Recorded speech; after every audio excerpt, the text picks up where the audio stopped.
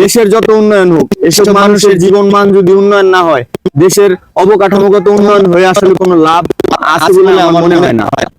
যত উন্নয়নই হোক, উন্নয়নের মাঝখানে যদি আমাদের এসব মা বোনেরা যদি এভাবে অবহেলায় এভাবে যদি জীবনযাপন করে, তাহলে আমাদের এসব জীবনযাত্রার মানে কোনো মূল্য নাই, কোনো দাম নাই, কোনো মূল্য নাই। এই মানুষগুলোর আগে পুনর্বাসন দরকার। যারা ভিডিওটা দেখতেছেন অবশ্যই বেশি বেশি শেয়ার করবেন, এবং এসব অসহায় মানুষজনের জন্য কেউ যদি ব্যক্তিগতভাবে কেউ কিছু করতে চান, অযথা কাউকে বিকাশে অথবা নগদে টাকা পয়সা পাঠাবেন না।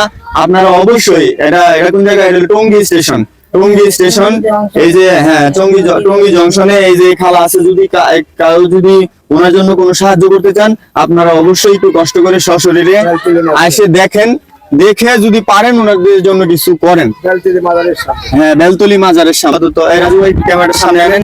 এই যে দেখেন, এই মানে এই সব অসুস্থ পরিবেশে থাকতে থাকতে কিন্তু এই যে এই হাত পায়ে মোটামুটি পছন্দ করার মতো একটা পরিস্থিতি। এই যে দেখেন হাতে পায়ের কি অবস্থা। তো হ্যাঁ, এরাও তো বাংলাদেশের নাগরিক, এদের তো মানে সুস্থভাবে ভালোভাবে বেঁচে থাকার অধিকার আছে। তো আপনারা যারা পারবেন তারা অবশ্যই তাদেরকে পুনর্বাসনের জন্য কিছু করেন। খুব অবস্থা খুব খারাপ, না আছে খাওয়া দাওয়া, না আছে চিকিৎসা, মানে কোনো কিছুই ঠিকঠাক মতো নাই।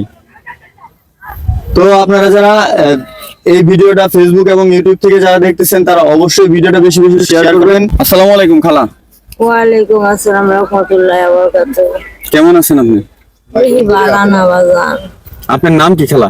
আমার নাম সালমা। সালমা। দেশের বাড়ি কোথায়?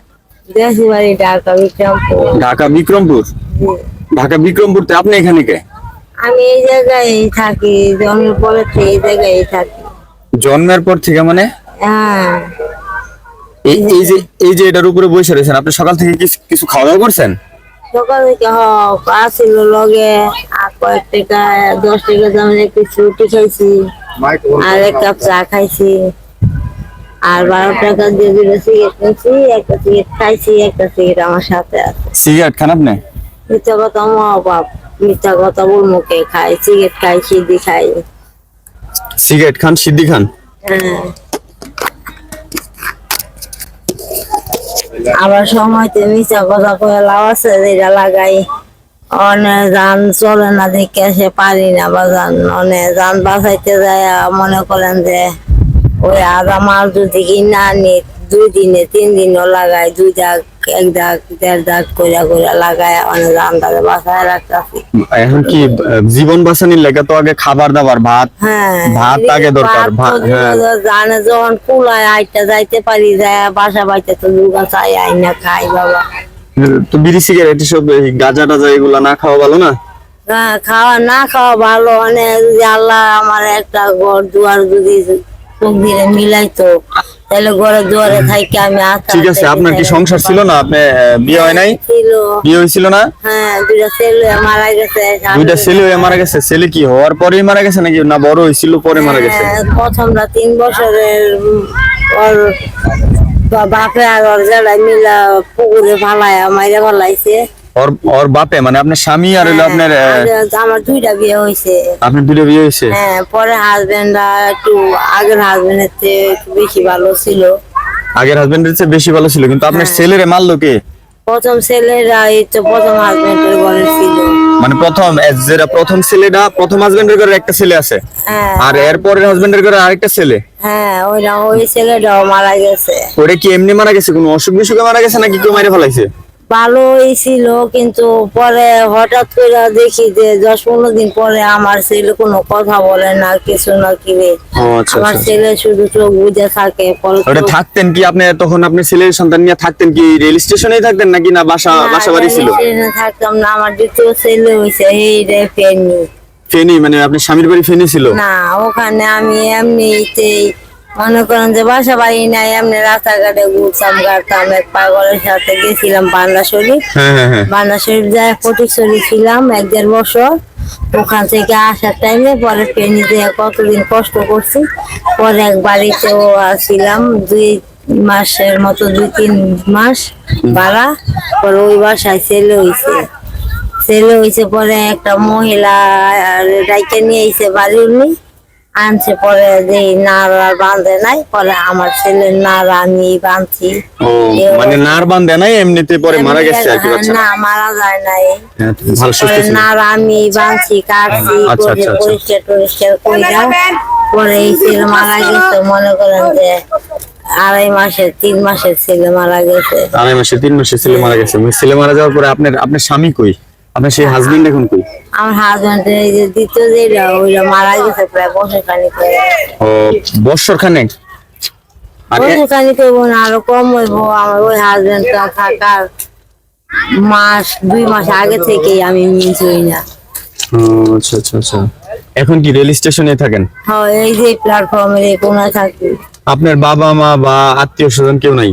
না, বাবা মা মারা গেছে। বাবা মা মারা গেছে, কোনো ভিটা বাড়ি কোনো সয় সম্পদ কোনো কিছুই নাই? না, কিছু নাই। ও, দেশের বাড়ি বিক্রমপুর। হ্যাঁ তাহলে এখন সকাল থেকে কি কিছু খাওয়া দাওয়া করছেন? হ্যাঁ বাবা, 10 টাকা দামের একটা রুটি খাইছি, 1 কাপ চা খাইছি বাজান। একটা রুটি খাইছেন আর 1 কাপ চা খাইছেন নাকি?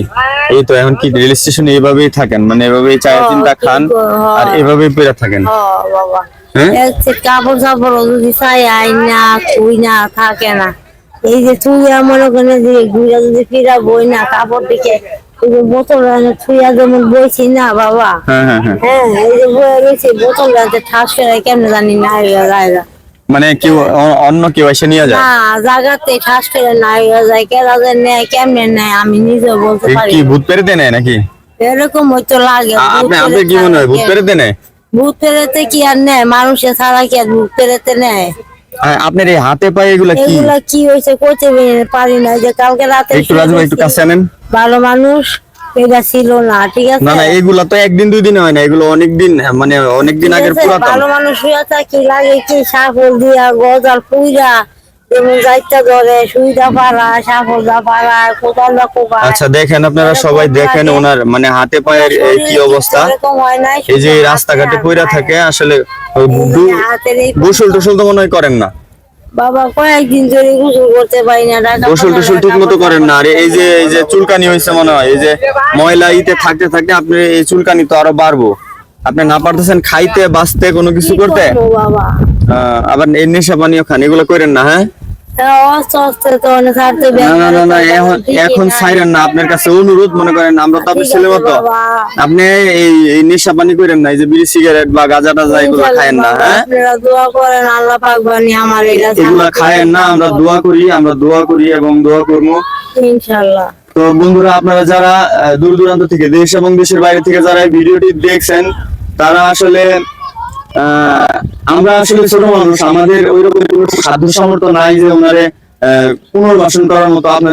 আপনারা যারা বিত্তশালী আছেন, আপনারা যারা অনেক টাকা পয়সার মালিক আছেন, আপনারা যদি পারেন এই যে এইসব অসহায় মানুষগুলোর দিকে একটু ফিরে তাকায়েন এবং তাদেরকে পুনর্বাসন করার জন্য যা যা করার দরকার আপনারা সবকিছু, তাদের চিকিৎসা এবং তাদের মানে সুস্থভাবে চলাফেরা করার জন্য ভালো একটা বাসস্থান, যদি আপনারা যারা বিত্তবান আছেন তাদের কাছে করজোড়ে অনুরোধ করি আপনারা অবশ্যই তাদের জন্য কিছু করেন।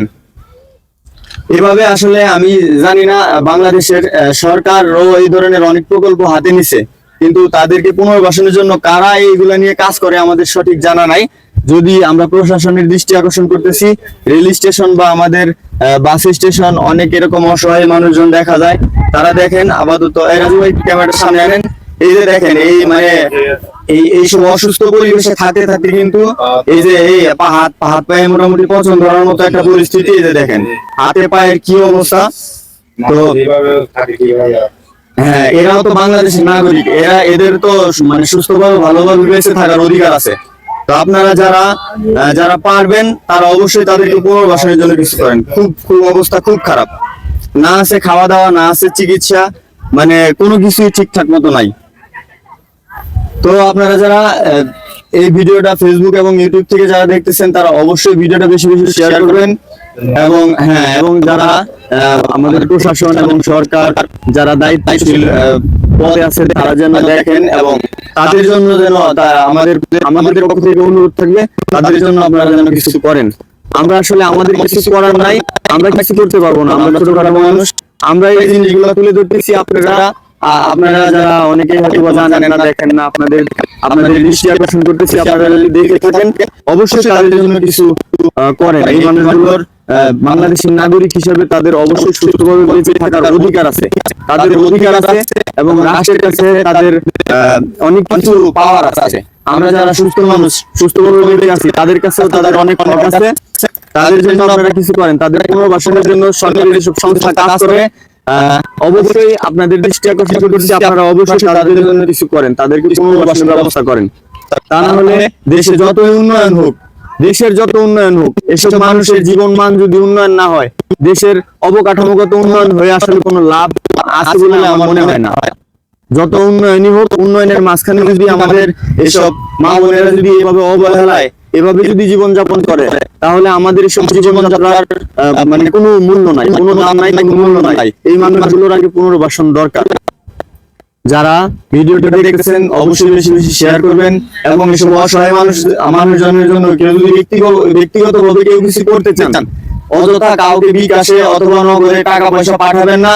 আপনারা অবশ্যই এটা কোন জায়গায়, টঙ্গী স্টেশন, এই যে টঙ্গী জংশনে এই যে খালা আছে, যদি কারো যদি ওনার জন্য কোনো সাহায্য করতে চান, আপনারা অবশ্যই একটু কষ্ট করে সশরীরে এসে দেখেন, দেখে যদি পারেন ওনাদের জন্য কিছু করেন। হ্যাঁ, বেলতলি মাজারের সামনে। যাই হোক, তো সবাই ভালো থাকবেন এবং সুস্থ থাকবেন। আপনার আশপাশে যে সকল অসহায় এবং গরিব মানুষজন আছে, সবাই সবার দিকে একটু খেয়াল রাখেন, একটু নেক নজরে দেখেন। আবার নতুন কোনো ভিডিও নিয়ে ফিরে আসবো। সেই পর্যন্ত সবাই ভালো থাকবেন, সুস্থ থাকবেন। আসসালামু আলাইকুম।